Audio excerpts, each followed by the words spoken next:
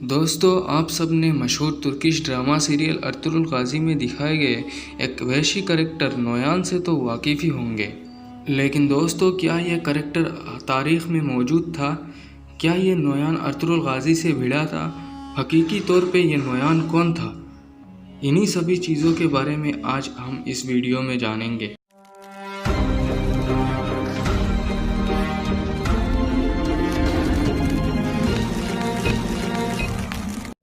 دوستو اس میں کوئی شک نہیں کہ نویان ایک حقیقی کردار تھا، لیکن ساتھ ہی ساتھ یہ بھی سچ ہے کہ نویان کسی شخص کا نام نہیں تھا، بلکہ یہ ایک عہدہ کا نام تھا۔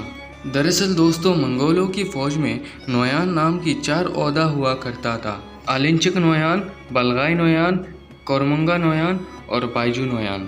دوستو ارطغرل غازی میں جس نویان کا ذکر کیا گیا ہے وہ دراصل بائجو نویان تھا۔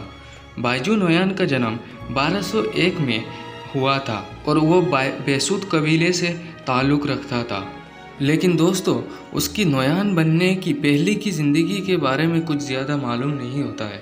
دوستو منگولوں کے لشکر میں نویان کو یہ عہدہ وراثت میں ملی تھی۔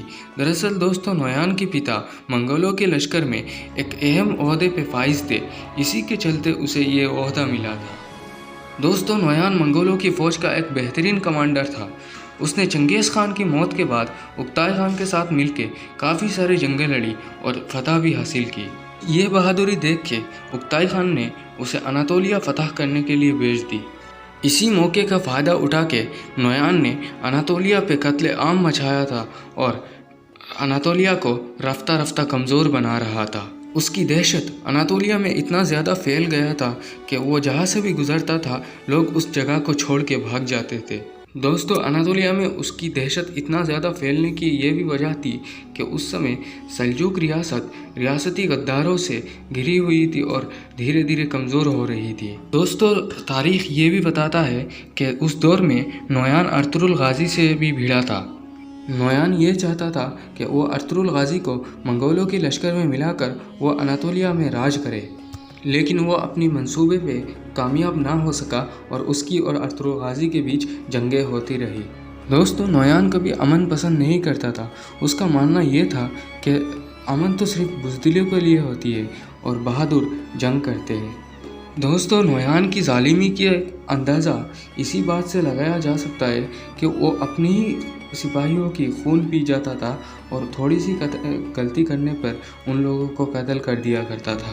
دوستو نویان کی حملوں کا آخری ذکر 1259 میں شام کے کسی جنگی محاذ پہ پایا جاتا ہے۔ دوستو نویان کی موت کو لے کر بھی الگ الگ باتیں بتائی جاتی ہے۔ کچھ اتہاسکار کہتے ہیں کہ نویان کسی جنگ میں مارا گیا، کچھ اتہاسکار یہ بھی کہتے ہیں کہ نویان مسلمان ہو گیا تھا اور اس کی موت ایک عام موت ہوئی تھی، لیکن وہی زیادہ تر اتہاسکاروں کا ماننا یہ ہے کہ عراق اور شام میں لگاتار جنگ ہارنے کی وجہ سے چنگیز خان کے پوتے ہلاکو خان کو یہ شک ہو گیا تھا کہ نویان عباسی سلطنت کے ساتھ مل گیا ہے، اسی لیے ہلاکو خان نے نویان کو قتل کروا دیا تھا۔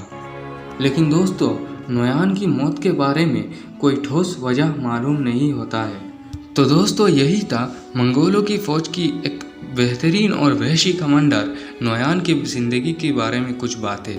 تو دوستو آج کے لیے بس اتنا ہی، ملیں گے اگلی بار پھر کسی نئے ویڈیو کے ساتھ۔ تب تک کے لیے اپنا خیال رکھیے اور دیکھتے رہیے ہماری اس چینل کو۔